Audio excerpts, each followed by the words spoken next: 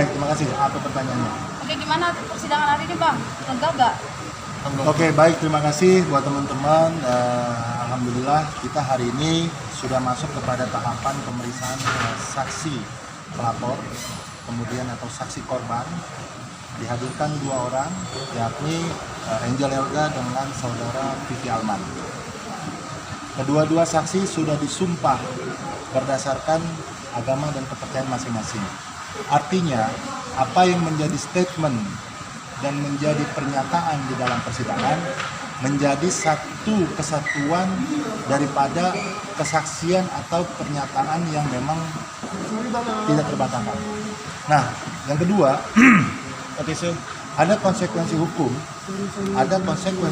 ketika kesaksian yang diberikan tidak bersesuaian dengan fakta yang sesungguhnya.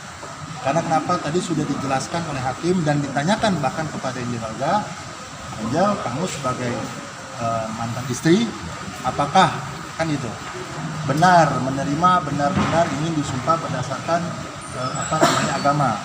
Ini artinya apa? Bahwa keterangan yang diberikan Angel Elga sebagai saksi pelapor secara hukum sah, secara hukum punya konsekuensi.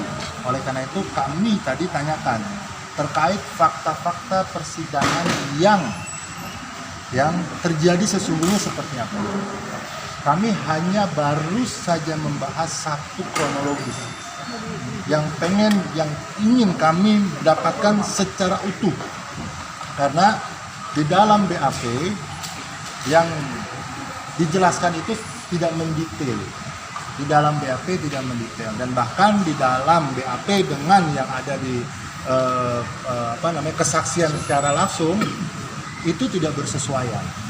Makanya kami gali lebih dalam sesungguhnya yang di BAP atau yang memang diceritakan yang sebenarnya.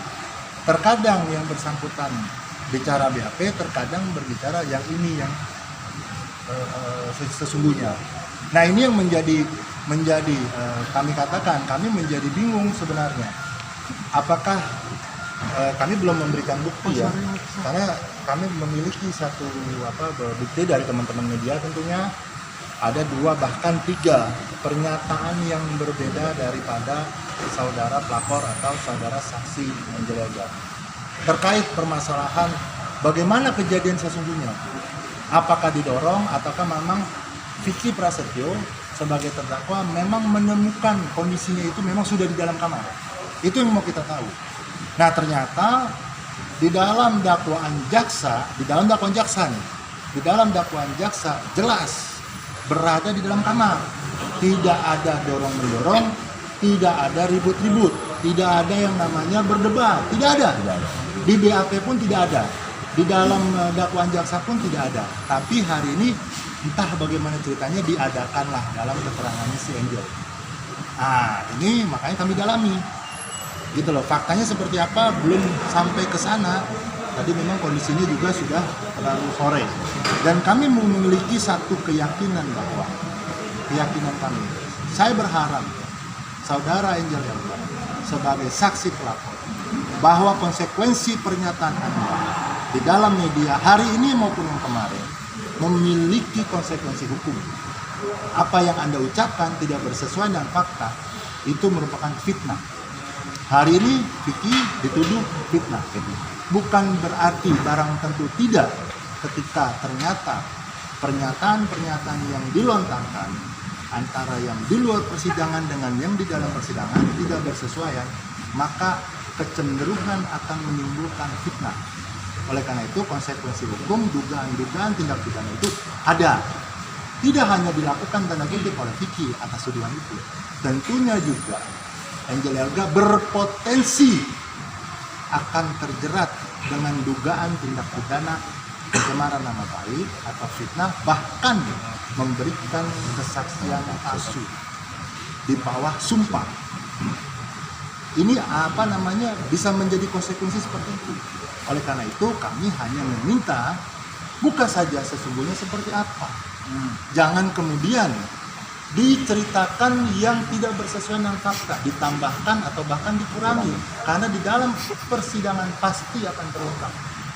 ketika kita, siapapun itu, mendesain sebuah cerita di dalam persidangan, hakul yakin pasti akan terungkap kebenarannya. Apakah cerita itu bohong, atau apakah cerita itu ditambahkan, atau bahkan cerita itu dikurangi. Realitas adalah merupakan kesaksian palsu yang tentunya menjadi tindak pidana ketika memang pihak-pihak tertentu atau pihak yang merasa dirugikan terhadap kesaksian itu membuatkan laporan kepada pihak polisian. Nah, ini yang perlu ditegaskan dan disadari oleh saudara Angel sebagai pelapor. Tentunya jangan bermain-main dengan cerita-cerita yang tidak bersesuaian dengan fakta.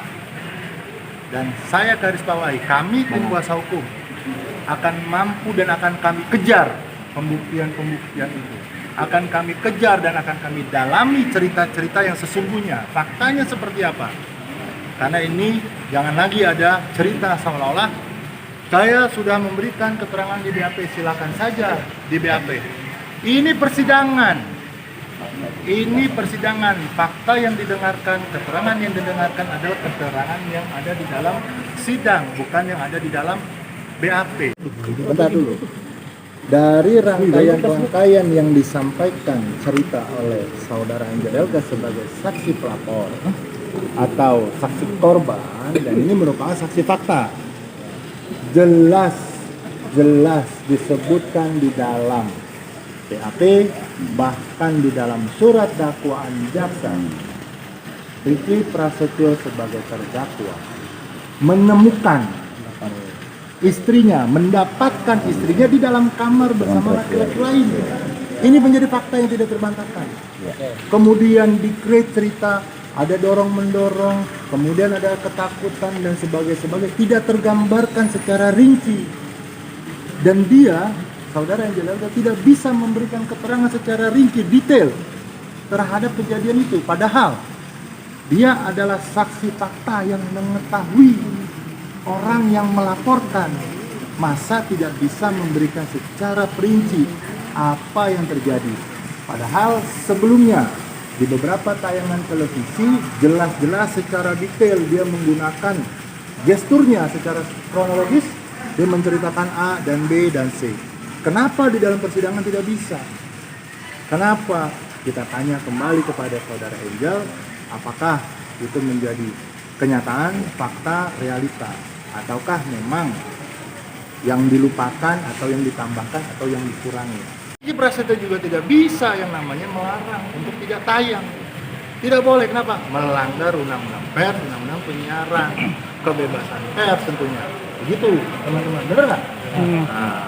Jadi barisan lawyer banyak sekali nih, Bang. Saya kan ada sekitar 10 orang nih. Ada Bang Aco. begini, ini teman-teman kami semua, teman-teman itu semua, kami tidak ada unsur tadi Persatuan Advokat Betawi. Ini ketuanya, tapi artinya apa? Ada teman-teman dari Bandung, Acong Latif, ada kemudian dari kantor saya, Ramdan Alamsen Partner, dan notabene adalah teman-teman kuliahnya Vicky. Vicky ini kan Fakultas Hukum dari Universitas Krishna Dwi Payana. Ya, ini semua adalah salah satu alumni, dan kita bersinergi.